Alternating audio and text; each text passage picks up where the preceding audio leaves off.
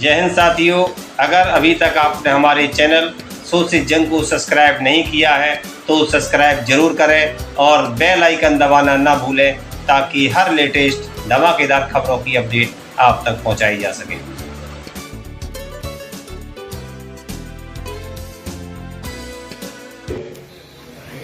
संविधान बचाओ, संविधान बचाओ, लोकतंत्र बचाओ, लोकतंत्र बचाओ, देश बचाओ, देश बचाओ। इसके पहले मैं सामाजिक परिवर्तन के जो हमारे महापुरुष रहे हैं, सामाजिक परिवर्तन के क्रांतिदूत ज्योतिबा फुले जी, आरक्षण के जनक छत्रपति शाहू जी महाराज, भारतीय संविधान निर्माता परम पूज्य बाबा साहब डॉक्टर अम्बेडकर, इस देश की प्रथम महिला शिक्षिका सावित्रीबाई फुले जी, फातिमा शेख जी और सामाजिक परिवर्तन की बयार को ऊंचाइयों पर ले जाने वाले पेरियार रामास्वामी नायकर, नारायण गुरु, संत गाडगे के साथ साथ माननीय रामस्वरूप वर्मा जी, पेरियार लल्लई सिंह यादव जी, बिहार के लेनिन कहे जाने वाले शहीद जगदेव कुशवाहा जी और सामाजिक परिवर्तन के महानायक मानवर कांशीराम जी के को कोट कोट नमन करता हूं, वंदन करता हूं। अपनी ओर से आप सभी लोगों की ओर से इन महापुरुषों को श्रद्धा सुमन भी अर्पित करता हूं।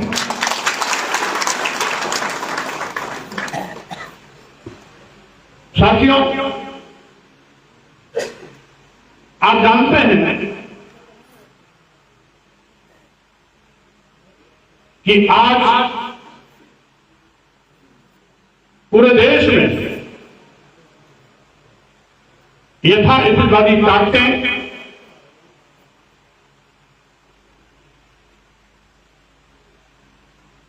बड़ी मजबूती से अपनी जड़ें जमा रही हैं। इंसानियत और मानवता का कत्लेआम किया जा रहा है। सत्ता में बैठे हुए लोग देश के नौजवानों को बेरोजगार बना रहे हैं। करोड़ों करोड़ों नौजवान बेरोजगारी का दंश झेल रहा है।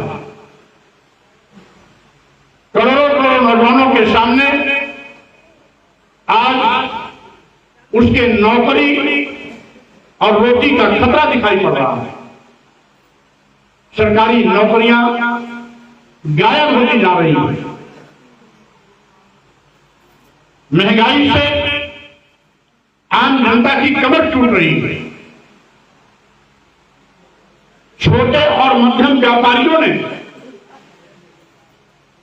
जो कभी अपना वोट और नोट दोनों देके सरकार बनाई थी, उनका भी शोषण जीएसटी और ईडी के माध्यम से हो रहा है।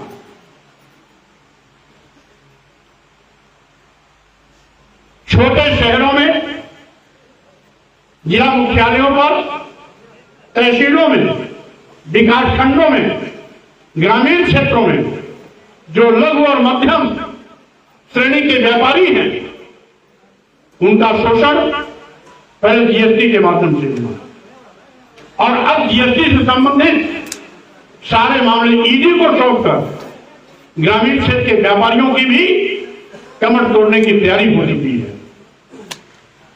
आज भारतीय संविधान खतरे में है। अनुच्छेद 15(4) और 16(4) के अंतर्गत बाबा साहब डॉक्टर अम्बेडकर ने अनुसूचित जाति और अनुसूचित जनजाति को जो आरक्षण दिया था, ये सरकार उन आरक्षण को खत्म कर रही है, शून्य और निष्प्रभावी कर रही है। जब भी विज्ञापन निकलता है तो अनुसूचित जाति और जनजाति के 22-23% आरक्षण के बदले कहीं 3% दिया जाता है, कहीं 4% दिया जाता है, कभी कभी विज्ञापन में 0 पर उड़ा दिया जाता है। भारतीय संविधान के अनुच्छेद 340 के अंतर्गत पिछड़े वर्गों को जो मंडल आयोग की सिफारिश के बिना पर 27% आरक्षण मिला था। आरक्षण की स्थिति तो 52% की थी, क्योंकि माननीय सर्वोच्च न्यायालय का एक निर्णय था जिसमें निर्देश था कि 50% से ज्यादा पद आरक्षित नहीं किए जा सकते। उसको देखते हुए आरक्षण लागू करने वालों ने माननीय सर्वोच्च न्यायालय के निर्णय की सीमा को ध्यान में रखते हुए 27% आरक्षण दिया था। लेकिन यह सरकार पिछड़ों के 27% आरक्षण को भी शून्य और निष्प्रभावी कर रही है, यानी भारतीय संविधान की दी गई व्यवस्था को भी यह सरकार खत्म करने पर आमादा है। आज हालात सबसे बदतर है।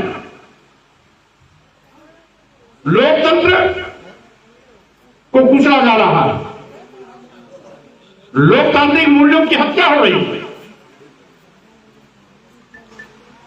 लोकतंत्र को दबाने के लिए विपक्षी पार्टियों पर ईडी, सीबीआई, इनकम टैक्स का दुरुपयोग सरकारी तंत्र बड़े पैमाने पर कर रही है। आज आप देख रहे होंगे कि किस तरीके से विपक्षी नेताओं को ईडी, सीबीआई, इनकम टैक्स के नाम पर डराया जाता है, धमकाया जाता है, जेल भेजा जाता है, मुकदमे दर्ज किए जाते हैं। और कौन करता है? जो कहता है, जो डुगडुगिया पीटता है कि हम ईमानदार हैं, जो कहता है ना खाएंगे ना खाने देंगे, लेकिन ना खाएंगे ना खाने देंगे कहने वाले लोग चुनावी बांड के माध्यम से अब तक 6,000 करोड़ रुपया खा गए हैं। 6,000 करोड़ रुपया खा गए हैं, फिर भी कहते हैं न खाएंगे न खाने देंगे। मोदी जी जरा ये बता दें कि आप कितना खाएंगे, ये कब बताएंगे? आखिर इसका भी तो पता लगना चाहिए कि 6,000 करोड़ खाने के बाद भी आपका पेट नहीं भरा, तो कितना बड़ा पेट है या मड़ार है, कितना और खाएंगे ये भी बता देंगे। और यही नहीं साथियों, आज हालात बद से बदतर है। आज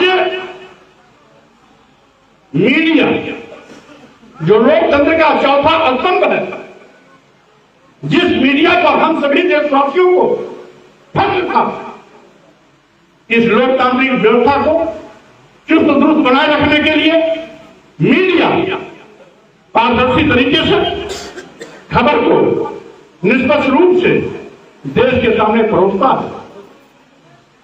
निष्पक्ष पारदर्शी खबर चलाने वाले मीडिया पर भी सरकार ने तमाम बड़े बड़े पत्रकारों पर FIR भी कराए, जेल भी भेजे, यहां तक कि तमाम चैनलों को सरकार ने खरीद भी लिया, अपने लोगों को लगा करके खरीद भी लिया। और यही नहीं, मिल मालिकों से कह करके तमाम पत्रकारों को बाहर का रास्ता भी दिखा दिया। आज सरकार पूरे मीडिया तंत्र को मोदी मीडिया और मोदी मीडिया के रूप में देखना चाहती है, यानी हमारे जो मीडिया कर्मी हैं, जो साफ तरीके से खबर चलाना भी चाहते हैं, उन पर भी सरकार की तलवार लटकती रहती है। कब उन पर मुकदमे दर्ज हो जाए, कब उनको जेल जाने की नौबत हो जाए, कब उनके मालिक से कह करके उनको नौकरी से बाहर का रास्ता दिखा दिया जाए।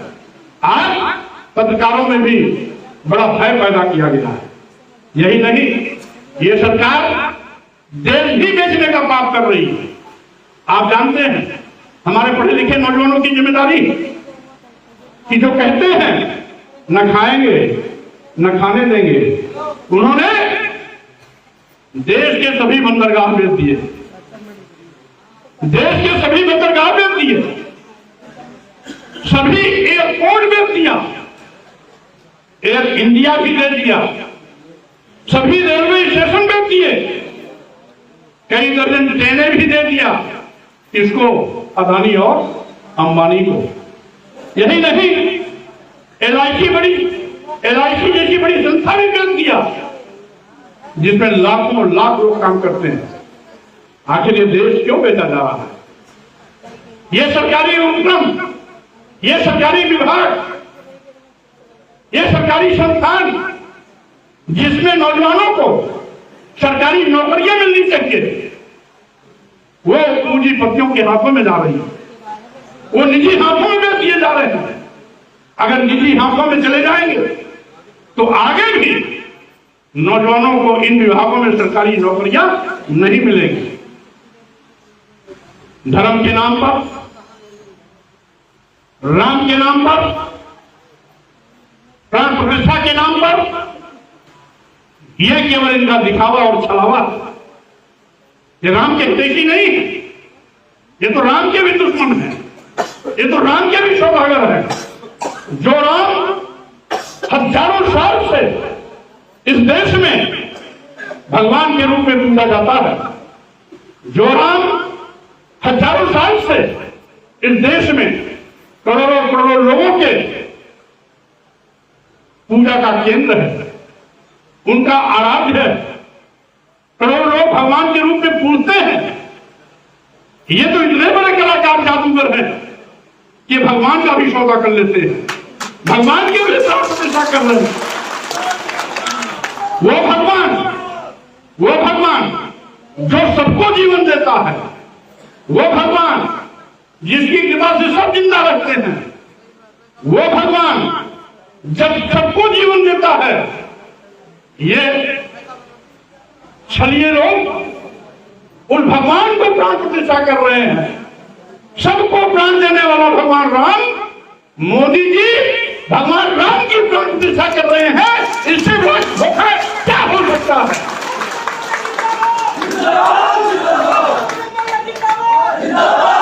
इससे बड़ा धोखा कुछ नहीं हो सकता। जो भगवान सबको प्राण देता हो, जो भगवान सबको जीवन देता हो, हम उसको जीवन देने वाले कौन होते हैं? हम उसके अंदर प्राण प्रतिष्ठा करने वाले कौन होते हैं? वो तो खुद भगवान है। अगर हम प्राण प्रतिष्ठा भगवान राम में कर रहे हैं तो इसका मतलब है हम ये साबित करना चाहते हैं हम भगवान राम से भी बड़े हैं। ये साबित करना चाहते हैं हम भगवान राम से ही बड़े हैं। और ये कहते क्या है कि हम राम को लाए हैं। तुम राम को क्या लाओगे? राम तो हजारों साल पहले आए हैं। राम के नाम पर तुम सत्ता में आए हो, तुम राम को नहीं ला सकते हो। ये बकवास करना बंद करो। ये धोखा है, छलावा है। राम के नाम पर वोट देने की इनकी साजिश है। ऐसे लोग जो भगवान राम का भी सौदा कर लें, ऐसे लोग जो अपने को भगवान राम से भी बड़ा स्थापित करने की बात करें, जो भगवान राम को भी प्राण प्रतिष्ठा करके खुद भगवान राम से बड़ा होने का अहंकार भरते हो, वो भगवान राम का अपमान कर रहे हैं। भगवान राम का अपमान करने वालों से भी आप सावधान रहना है। मैं कहना चाहता हूं साथियों, ये आज देश भी बेच रहे हैं, लोकतंत्र भी खत्म कर रहे हैं, भगवान को भी अपने से छोटा दिखाने की कोशिश कर रहे हैं, नौजवानों को बेरोजगार बना रहे हैं, महंगाई की मार से आप पर भी हमला कर रहे हैं। और साथ ही साथ आरक्षण भी खत्म कर रहे हैं, व्यापारियों का भी शोषण कर रहे हैं। और सबसे बड़ी चीज, हमारे पत्रकार साथी सीधे कभी नहीं लिखेंगे कि देश में इस सरकार ने गरीब पैदा किए, मजलूम पैदा किए। 80 करोड़ गरीब लाचार और मजबूर वो लोग हैं जो 5 किलो 10 किलो चावल पर अपनी जिंदगी बिताने के लिए मजबूर है। जो 5 किलो 10 किलो चावल पर अपनी जिंदगी बिताता हो वो अमीर नहीं हो सकता। इसका मतलब है कि 80 करोड़ लोगों को इस सरकार ने गरीब बनाया है, लाचार बनाया है, मजबूर बनाया है। 5 किलो 10 किलो चावल देकर उनके वोट को लेने की एक गंदी राजनीति है। अगर इन 80 करोड़ लोगों को रोजगार मिला होता, नौकरी मिली होती, खेती मिली होती, धंधा मिला होता, तो 5 किलो 10 किलो चावल के लिए कोई लाइन नहीं लगा। आज हमारे गरीब भाई इनकी चतुराई को नहीं समझ रहे हैं कि 5 किलो 10 किलो चावल देकर आपके बेटे और बेटी की ये पढ़ाई खत्म करा रहे हैं, ये नौकरी छीन रहे हैं। आपके बेटे और बेटी की अगर नौकरी मिलेगी तो आप 5 किलो 10 किलो चावल नहीं, आप 5 कुंटल 10 कुंटल चावल लेने की हैसियत में आ जाएंगे। लेकिन ये आपके बेटे बेटी को नौकरी नहीं देना चाहते, बेटे बेटी को रोजगार बना रहे हैं। आपके बेटे बेटी को पढ़ाई से रोकने के लिए शिक्षा को महंगी कर रहे हैं। इस बात को समझना होगा। यह आज चुनाव आता है तो पेट्रोल डीजल सस्ता हो जाएगा 1-2 रुपया, आज चुनाव खत्म हो जाएगा तो 5 रुपया 10 रुपया बढ़ जाएगा प्रति लीटर। ध्यान रखना, जो गैस सिलेंडर कभी 340 पे हो बिकता था, आज 1000 के ऊपर चला गया। और ये जो इनकी चतुराई है इसको भी आपको समझना होगा। आज सत्ता में बैठे हुए लोग देश को अदानी और अंबानी के हवाले करने में लगे हुए हैं। ये है डबल इंजन की सरकार। ईस्ट इंडिया कंपनी से भी खतरनाक है। ईस्ट इंडिया कंपनी देश को लूटती थी तो यहां का पैसा अपने देश के बैंक इंग्लैंड में ले जाकर जमा करती थी। लेकिन ये लुटेरे तो इतने खतरनाक हैं कि देश को बेच करके सारी की सारी सरकारी संपत्ति बारी बारी से अदानी और अंबानी को दे करके देश का पूरा पैसा अदानी और अंबानी के तिजोरी में भरने का काम कर रहे हैं। इनसे आप सावधान हैं साथियों। इसीलिए राष्ट्रीय सोशलिस्ट समाज पार्टी का संकल्प है, संविधान बचाओ, भाजपा हटाओ। क्या नारा है? संविधान बचाओ, भाजपा हटाओ। और क्या है? ये देश बेच रहे हैं तो देश बचाओ, भाजपा हटाओ। ये लोकतंत्र खत्म कर रहे हैं तो लोकतंत्र बचाओ, भाजपा हटाओ। अब एक साथ मेरे नारा देंगे, आप मेरे साथ नारा देंगे। एक लाइन हम बोलेंगे, दूसरी लाइन आप बोलोगे। संविधान बचाओ, संविधान बचाओ, लोकतंत्र बचाओ, लोकतंत्र बचाओ, देश बचाओ, देश बचाओ। इसलिए साथियों, आज हम सबके सामने चुनौती है। यद्यपि हमने अभी नई पार्टी राष्ट्रीय सोशलिस्ट समाज पार्टी का ऐलान किया, अभी हम सैकड़ा अवस्था में हैं। संगठन बनाने की प्रक्रिया में हम धीरे धीरे आगे बढ़ रहे हैं। अभी हमारे प्रदेश अध्यक्ष जी जो आप ही कभी मानव कांशीराम जी के सामाजिक परिवर्तन आंदोलन के कर्मा के सिपाही रहे हैं, हमारे दलित समाज के हैं, आज प्रदेश के अध्यक्ष हैं। कई जिलों का गठन करके आज आपके बीच में आए। कल आप बुंदेलखंड पहुंचेंगे, चित्रकूट मंडल में कल रहेंगे, परसों झांसी मंडल में रहेंगे और यह गठन की प्रक्रिया लगातार आगे चल रही है। यही नहीं, हमारे युवा के जो राष्ट्रीय अध्यक्ष जिनको बनाया गया है, राष्ट्रीय शोषित समाज की युवा विंग का जिसको राष्ट्रीय अध्यक्ष बनाया गया है, पूर्व विधायक नरेश प्रजापति जी कल और परसों दोनों दिन के कार्यक्रम की तैयारी में लगे हुए हैं। प्रदेश अध्यक्ष जी उनके साथ मिलकर के वहां संगठनात्मक साझा ढांचा खड़ा करेंगे। और साथ ही साथ साथियों, मैं कहना चाहता हूं, आज इन सभी खतरों को भागते हुए मैंने ऐलान किया कि इंडिया अलायंस इस समय देश की आवश्यकता है। हम इंडिया अलायंस को ताकत देंगे। इंडिया अलायंस हमारी और हमारी पार्टी का किस रूप में उपयोग करना चाहती है, तय उसको करना है। क्योंकि हमारी नीयत साफ है, हमारा मकसद भी साफ है कि लोकतंत्र बचाना है, संविधान बचाना है, देश बचाना है, तो बीजेपी को हटाना ही होगा। और बीजेपी को हटाना है तो इंडिया अलायंस को लाना ही होगा। इसलिए इंडिया अलायंस की जो विशेष रूप से उत्तर प्रदेश क्षेत्र में मुख्य पार्टियां हैं, कांग्रेस और समाजवादी पार्टी, अब ये तय करेंगी कि राष्ट्रीय स्वतंत्र समाज पार्टी की क्या भूमिका और किस रूप में उसका सहयोग लेना चाहेंगे। साथ ही साथ मैं ये भी कहना चाहूंगा, मैं बहुत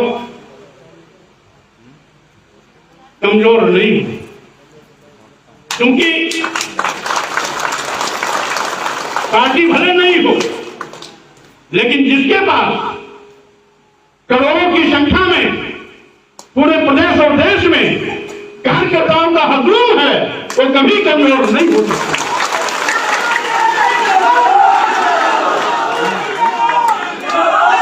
और साथियों, मैं ये भी कहना चाहूंगा कि आज हमारी कोशिश है कि बाबा साहब डॉक्टर अम्बेडकर का मिशन, जिसको मानव कांशीराम साहब ने घर घर पहुंचाया था, आज वो कहीं ठहर गया है। हम उस ठहराव को खत्म करना चाहते हैं। हम बाबा साहब के मिशन को और मानव कांशीराम साहब के कार्यों को आगे बढ़ाने के लिए राष्ट्रीय शोषित समाज पार्टी का गठन करके घर घर पर इस अभियान को चलाएंगे।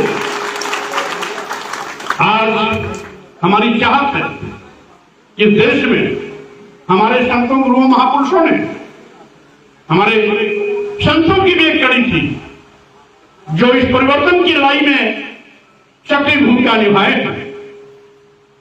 वो कभी संत कबीर रहे हों, संत रविदास रहे हों, संत गुरु नानक रहे हों, इन सभी लोगों ने भी इस कर्मा को अपने अपने तौर तरीके से, अपने संदेशों से आगे बढ़ाने का काम किया है।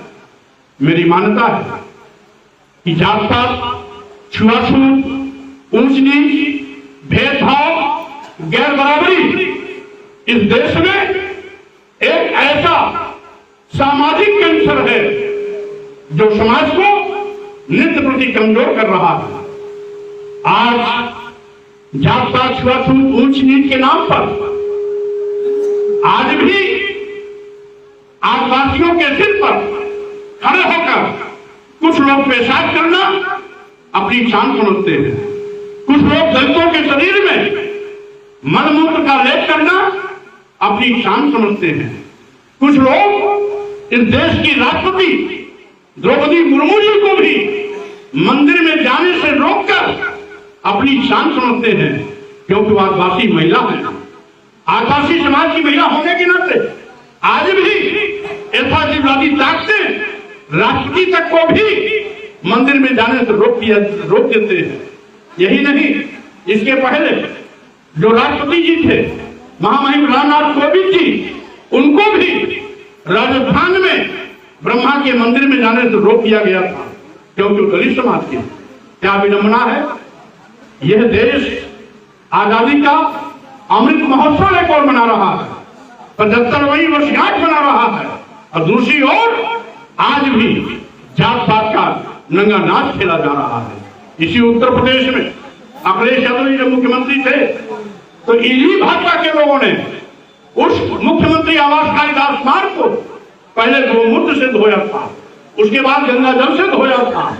ये इनका घिनौना चेहरा है। जो लोग आज भी हमारे ऊपर पेशाब करने में अपनी शान समझते हैं, हमारे शरीर में मनमूत्र लगाने में अपनी शान समझते हैं, हमें मंदिरों में जाने से रोककर अपनी शान समझते हैं, मैं कहना चाहता हूं आपकी शान आपको मुबारक हो। लेकिन राष्ट्रीय सोशलिस्ट समाज पार्टी एक संकल्प लेके आगे बढ़ रही है कि जात पात के नाम का कोई भेदभाव नहीं करने पाएगा। जो भी भेदभाव करेगा उसके खिलाफ राष्ट्रीय सोशलिस्ट समाज पार्टी संघर्ष के रास्ते पर मुंहतोड़ जवाब देने के लिए आगे खड़ी दिखाई पड़ेगी। मैं ये भी कहना चाहता हूं साथियों, आज आपको एक नारा और लेना होगा। ये नारा हम देते रहे हैं मानो काशीराम जी के जमाने में, और कहते रहे हैं वोट हमारा राज तुम्हारा, नहीं चलेगा, नहीं चलेगा। क्या नारा था? वोट हमारा राज तुम्हारा, वोट हमारा राज तुम्हारा, वोट हमारा राज तुम्हारा। और साथियों, 10 का शासन 90 पर नहीं चलेगा, नहीं चलेगा। 10 का शासन 90 पर नहीं चलेगा, नहीं चलेगा। तो फिर एक बार नारा हो जाए, 10 का शासन 90 पर, 10 का शासन 90 पर, 10 का शासन 90 पर। वोट हमारा राज तुम्हारा, वोट हमारा राज तुम्हारा।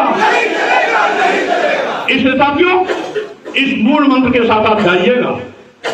हमारी राजनीति में कोशिश होगी कि सबको न्याय मिले, समतामूलक समाज बनाने के लिए हम आगे बढ़ें।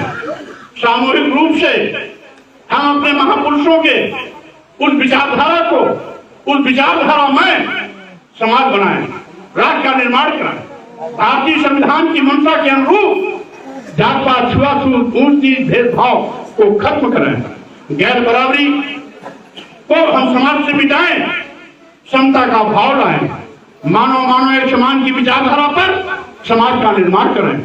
और साथ ही साथ साथियों, हमारी ये भी कोशिश होगी कि मानव काशीराम जी ने एक नारा दिया था कि जिसकी जितनी संख्या भारी उसकी उतनी भागीदारी।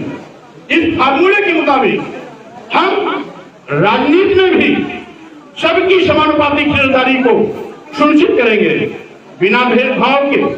हम उनकी संख्या के अनुपात में सत्ता शासन में सहभागिता भी सुनिश्चित कराने के लिए फिर संकल्पित है। इन्हीं शब्दों के साथ में मैं कार्यकर्ताओं से अपील करता हूं कि भाइयों, यहां पर हमारे जो भी जिम्मेदार साथी हैं, जिले और विधानसभा का गठन जल्दी कर लेंगे,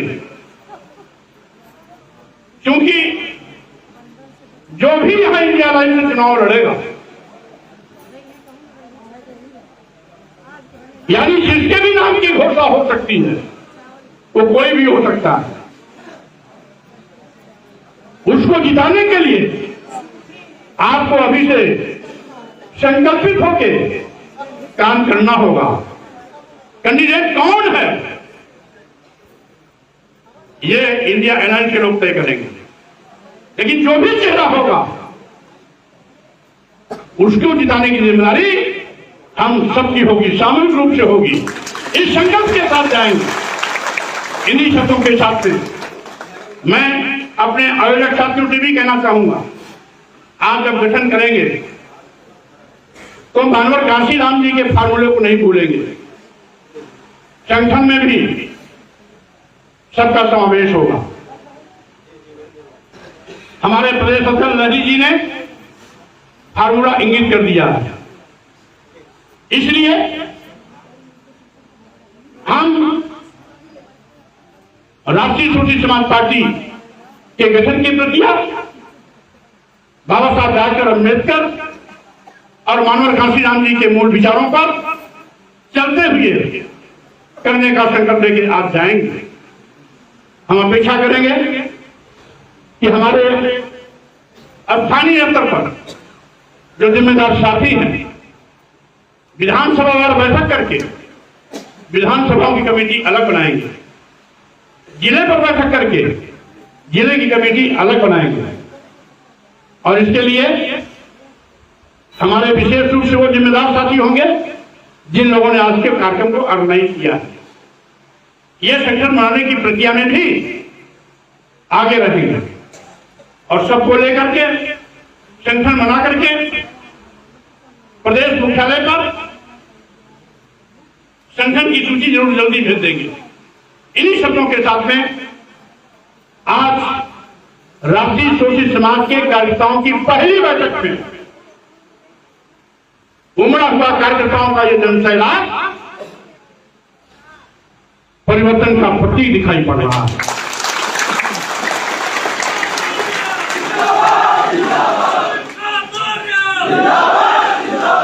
मैं आप सभी को बहुत बधाई देता हूं, शुभकामना देता हूं कि पूरे देश में अगर परिवर्तन की आंधी चलती है तो आज रायबरेली के इस राष्ट्रीय शोषित समाज पार्टी के प्रथम कार्यकर्ता की बैठक से उसकी शुरुआत होनी चाहिए। ये मेरी आपसे अपील है। इन्हीं शब्दों के साथ में मैं आप सभी लोगों को पुनः धन्यवाद देता हूं। आयोजक मंडल को भी आभार व्यक्त करता हूं। आज भी अपने सभी साथियों को हमारे युवा शक्ति भी बड़े पैमाने पर यहाँ पर आज मचलती दिखाई पड़ रही है, उसके अंदर कुछ करने की तमन्ना दिखाई पड़ रही है। मैं अपने नौजवानों को भी बहुत शुभकामना देता हूँ, धन्यवाद देता हूँ और मंडल को धन्यवाद देता हूँ। आज ये सभी भाइयों बहनों को